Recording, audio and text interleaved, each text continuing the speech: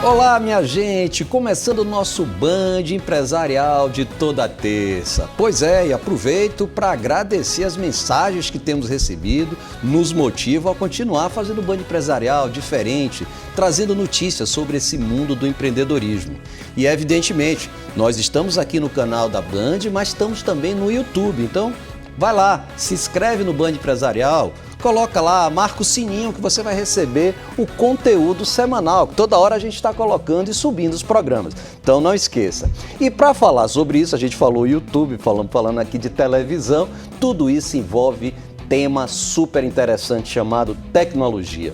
Tecnologia, inovação, ciência. Esses, sem dúvida nenhuma, são temas extremamente importantes e que vai pautar não só a nossa vida de hoje, mas de muito tempo para frente. E para falar sobre isso, temos que trazer um craque, um especialista no assunto, e a gente tem a oportunidade de tê-lo aqui, nosso Band Empresarial, Rubem Delgado, exatamente, presidente da Softex há 12 anos, essa organização social civil de interesse público e que faz um trabalho maravilhoso de fomento à ciência, à tecnologia e à inovação. Boa tarde, nosso querido amigo Rubem Delgado, bem-vindo ao nosso Band Empresarial. Muito obrigado, Azevedo, para mim é um grande prazer, além de ser seu amigo, seu admirador pela sua coragem, você realmente ajuda a Bahia a criar novos empreendimentos, a empreendedorismo, a inovação, a tecnologia. Você é um amigo da ciência, tecnologia e inovação, então a gente agradece e para mim sempre um prazer estar aqui com você.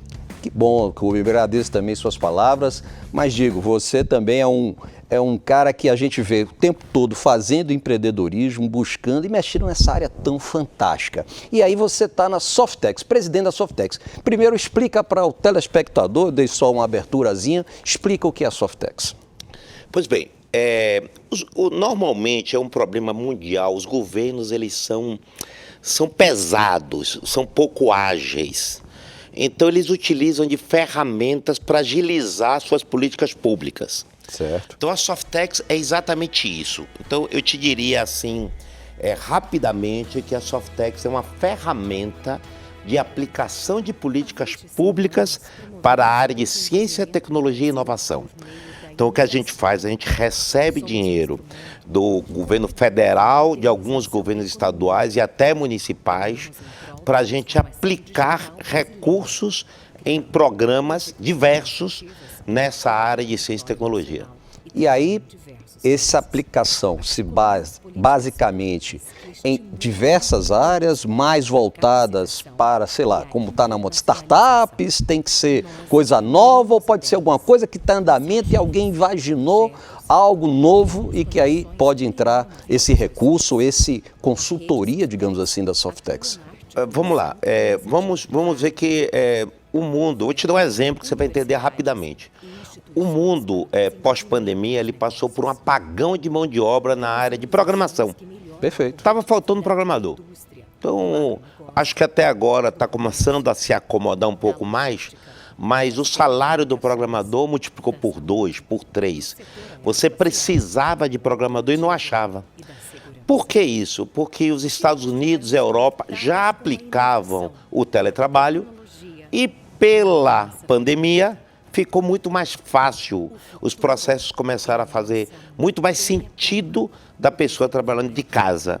Bom, quem trabalha de casa nos Estados Unidos trabalha de casa em qualquer lugar do mundo. Verdade. Então as empresas americanas, empresas da Europa começaram a contratar profissionais brasileiros. E aí as empresas de São Paulo começaram a procurar profissionais baianos. E assim foi essa cadeia alimentar. Portanto, a gente fez um estudo que iam faltar aproximadamente 400 mil profissionais para atingir nosso. Então, qual foi a política pública que foi adotada? Vamos treinar gente. Vamos treinar gente. Então, a gente recebeu aproximadamente 90 milhões de reais que a gente começou a treinar pessoas com o objetivo de capacitar aproximadamente 70 mil pessoas. Isso Brasil como um todo? Brasil como um todo, inclusive a Bahia.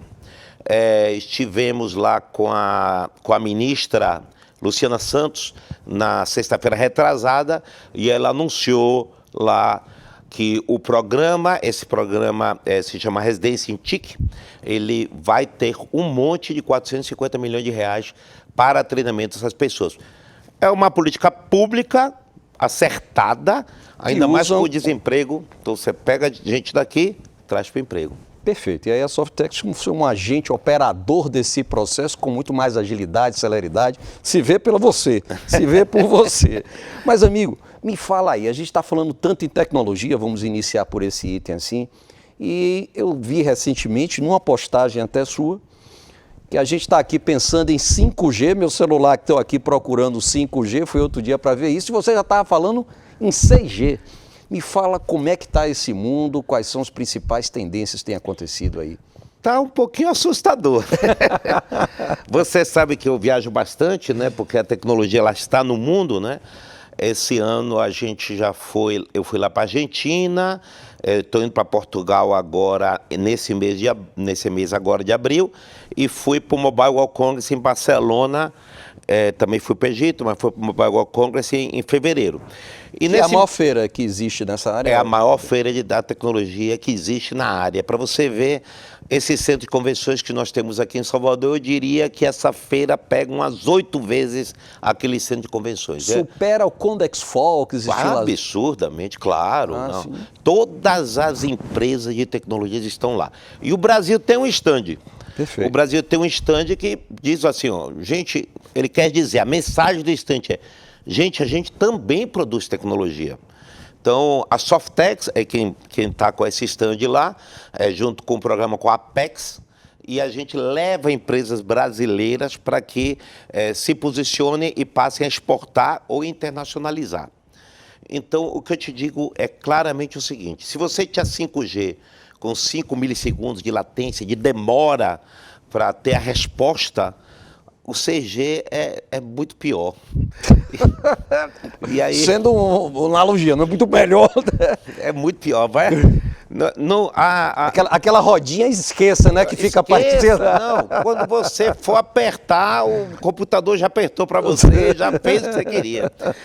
Não, isso vai possibilitar uma gama de tecnologias. Mas a gente está falando isso para quanto tempo? Deixa eu dizer, eu não acredito que o 6G comece imediatamente esse ano. Deve haver uma transição e você vai ver uma coisa que aconteceu há anos atrás, deve ter lançado 5.5G primeiro e logo depois o 6G. Acho que o 6G estará no ano que vem como o 5G está agora, nas principais capitais. Lembre-se que nós temos um desafio gigante. De infraestrutura, né? De infraestrutura. Nós temos um desafio de iluminar com conectividade as escolas do interior, do Brasil inteiro. Nós temos um desafio estúpido de sair de um 5G da Berrine em São Paulo para o interior do Piauí, nem que seja com 4G.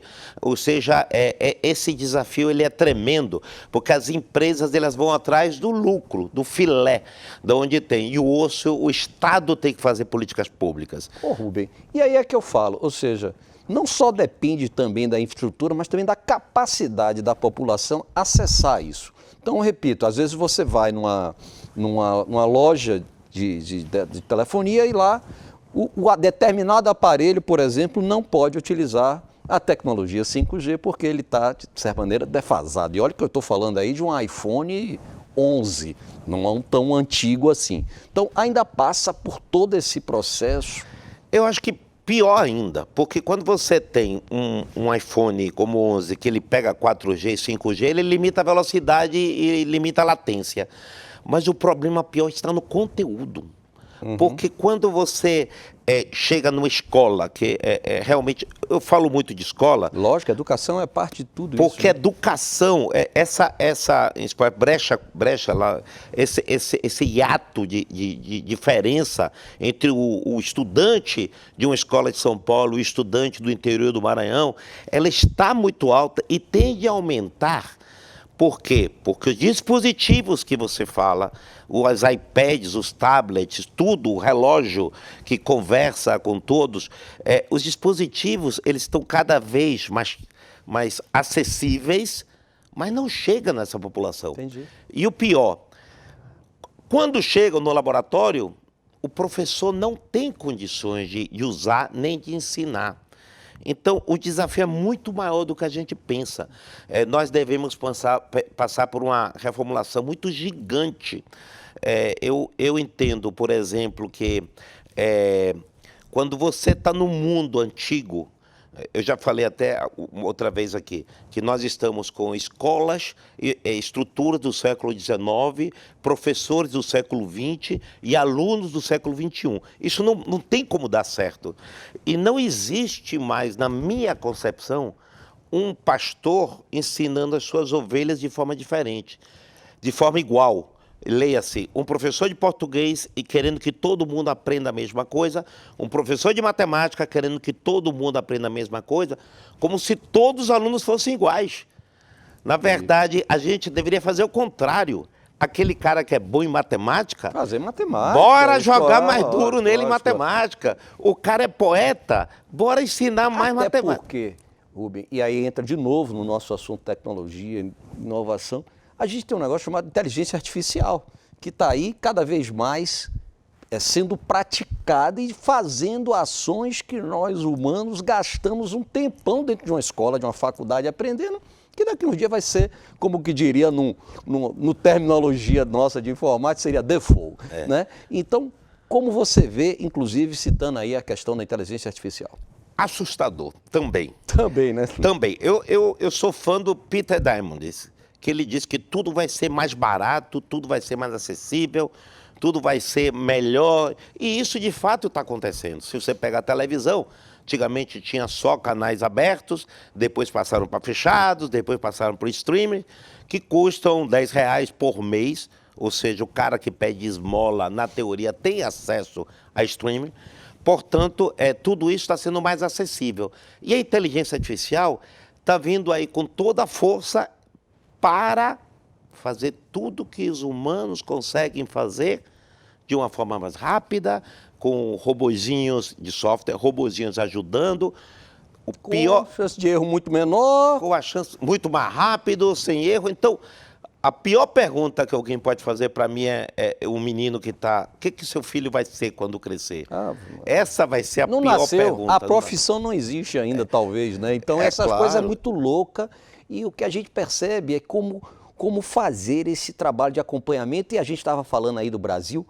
O que é que hoje você vê como sendo assim, além do que a gente já citou aqui de estrutura, etc., como você vê como sendo a principal tendência? O que é que nós aqui, telespectadores, nós leigos que estamos ouvindo aqui, falando com um especialista, o que é que você olha para essa câmera e diz? O que é que a gente tem que tomar, assim, de primeiro ponto, de cuidados para poder absorver o mais rápido possível tudo isso que está chegando? Bom, então eu vou falar como Brasil e depois vou descer para a Bahia.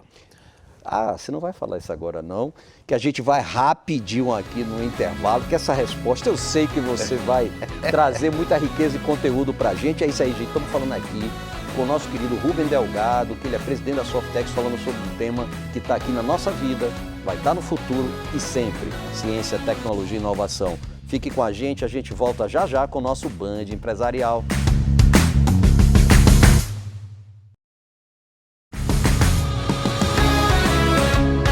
Olá, minha gente, estamos de volta com o nosso Band Empresarial de toda terça, conversando com Rubem Delgado, presidente da Softex, sobre ciência, tecnologia e inovação.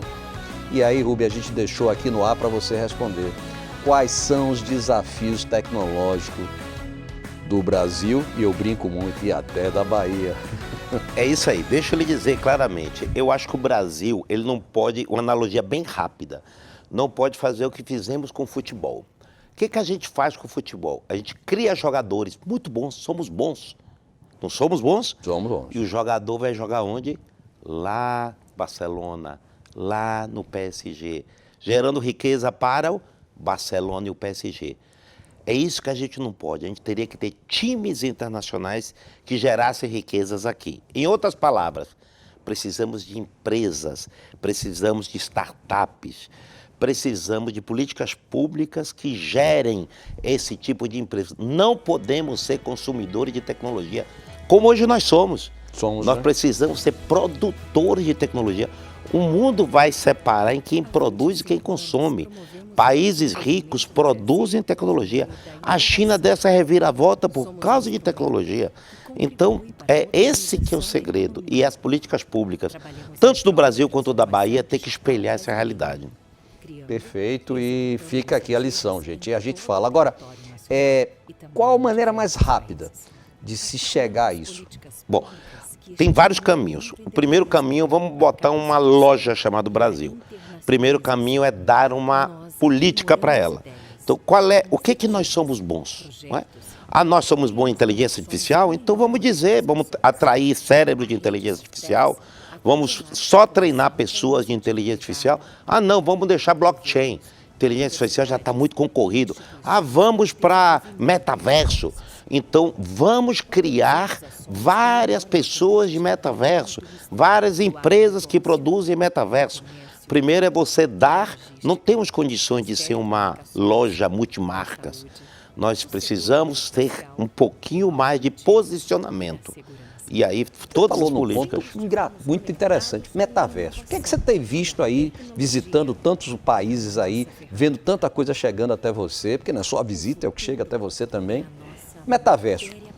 Me lembro que na minha área imobiliária, de vez em quando, vamos criar aqui um negócio, fazer negócio através do metaverso, mas ainda claudicando. Como é que você vê isso? Deixa eu dizer, metaverso não é novo, né? Teve lá o Second Life há 20, sei lá, 15 assim como anos carro atrás. Elétrico, né? Também que assim como a inteligência artificial também não é nova.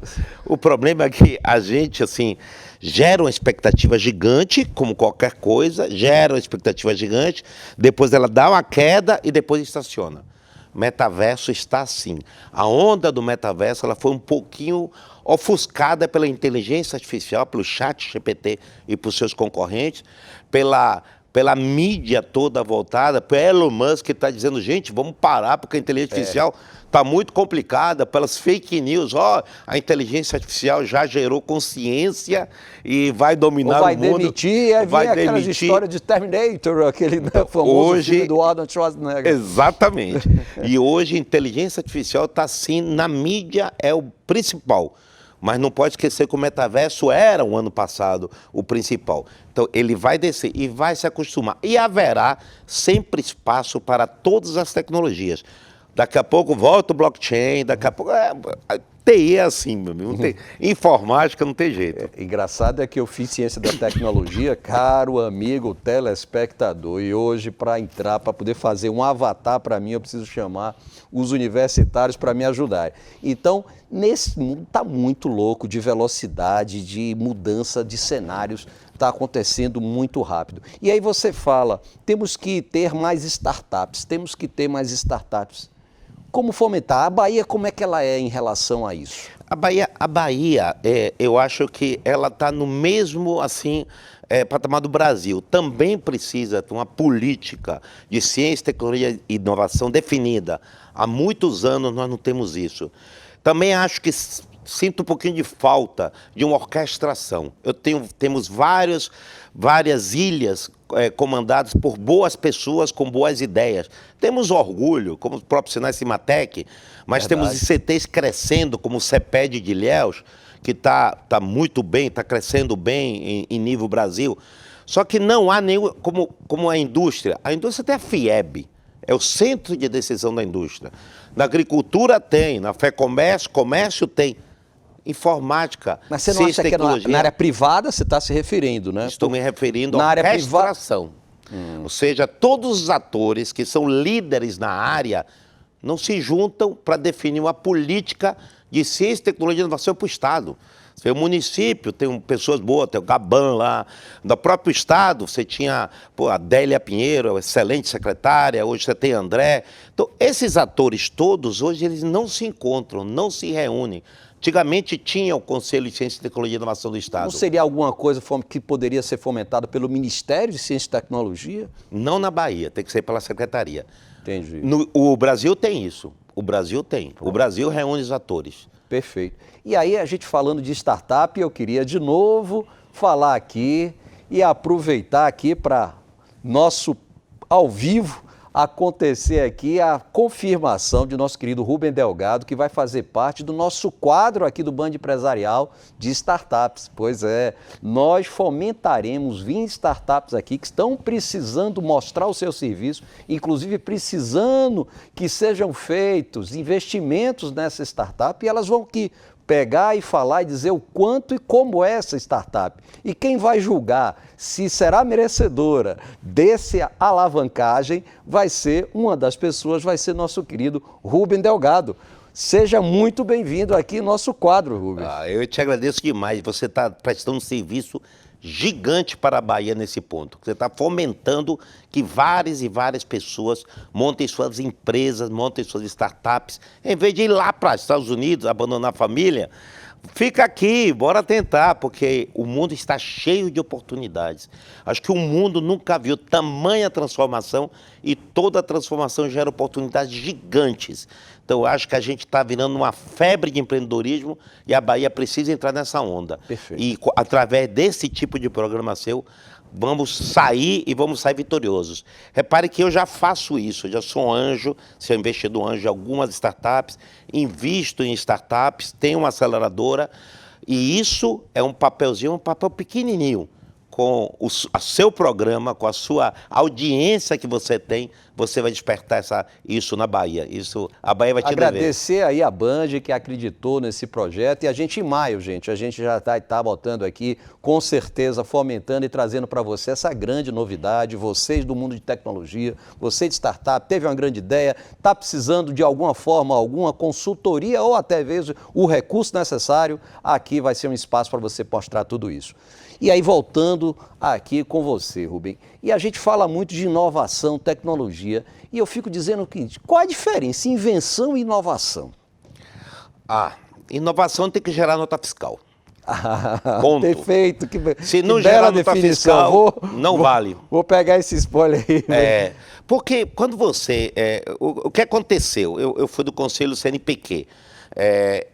O Brasil, ele era ruim em conhecimento, ele não produzia artigos científicos. Perfeito. Então o governo fez o quê? O governo, há muito tempo atrás, disse assim, eu vou premiar por artigo. Então os professores responderam a isso. Então nós hoje estamos em 7º lugar em produção de artigos científicos, se eu não me engano, pode ser que eu esteja errado em um. Então o Brasil responde bem. Só que agora não precisamos mais de artigos científicos. Os artigos estão na prateleira. A gente precisa pegar essa pesquisa e transformar em empresas. Perfeito. E isso a gente ainda não é bom. Como o mundo nos vê? Em termos de tecnologia, de inovação, eu gostei dessa, viu? Eu vou pegar. Invenção é aquilo que gera, mas inovação gera nota fiscal. Agora me fala um pouquinho. Como é que o Brasil é visto em relação a isso? As empresas brasileiras, como estão sendo vistas lá fora? São vistas heróis pontuais, sem umas políticas públicas que ajudem e sem, digamos assim, um posicionamento de país. Então, nós não somos, assim, se você perguntar como o mundo nos vê tecnologicamente, vou dizer, não nos vê. Nós não somos, nós temos um posicionamento. Nós temos um posicionamento que somos bons técnicos. Então, o mundo vem buscar técnicos aqui. Nós temos excelentes exemplos que passaram pela gente e a gente não fez nada. Como o sistema bancário, que nós éramos os melhores do mundo, como eleição, urnas, dezenas de exemplos que nós temos pontualmente que somos bons, o que demonstra que somos bons técnicos. Mas empresarialmente e aí acontece o que você falou, que vem essa empresa, ao invés de fomentar e levar a empresa, pega esse técnico maravilhoso e leva para lá, para fora do país. E a gente vê, muitas vezes a gente ser aqui, nossos filhos, inclusive saindo e não voltando, né? Porque encontram lá um ambiente extremamente favorável a tudo isso. Mas eu diria o seguinte, o tecnológico poderia ser melhor, porque você pode fazer o trabalho aqui, a gente alimentar eles aqui e eles prestarem o serviço para o mundo. Mas é isso que eu acho que é posicionamento, acho que é política pública que está faltando. Vou te dar um exemplo. Como é que você vai... Nós somos o celeiro do mundo de alimentação. Perfeito. O mundo nos vê como uma grande fazenda. Tá claro? Ok. Você vai para a AgroShow, não tem uma empresa brasileira produtora de tecnologia? Como é que isso é possível? Teoricamente, nós iríamos na verticalização dessa cadeia. Portanto, nós teríamos que estar produzindo tratores, IoT, olhe, boa dica, IoT, no campo, sensores, tudo brasileiro. Não. Nós somos importadores de tecnologia. Não é porque lá começou mais cedo, tá mais barato, consegue fazer. Eu tenho uma sensação incrível de vez em quando que as pessoas chegam até mim e falam exatamente isso. Eu digo, um absurdo. Porque se a gente tem aqui a matéria-prima, se a gente tem a capacidade, se a gente tem hoje a informação chega fácil, a tecnologia chega fácil, por que não fazer daqui mesmo?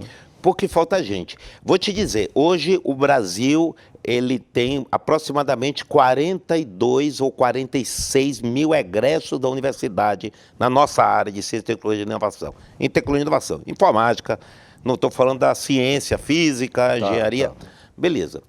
Só o programa da gente está fazendo 70 mil, é muito pouco. Mas Caramba. Por que isso acontecia?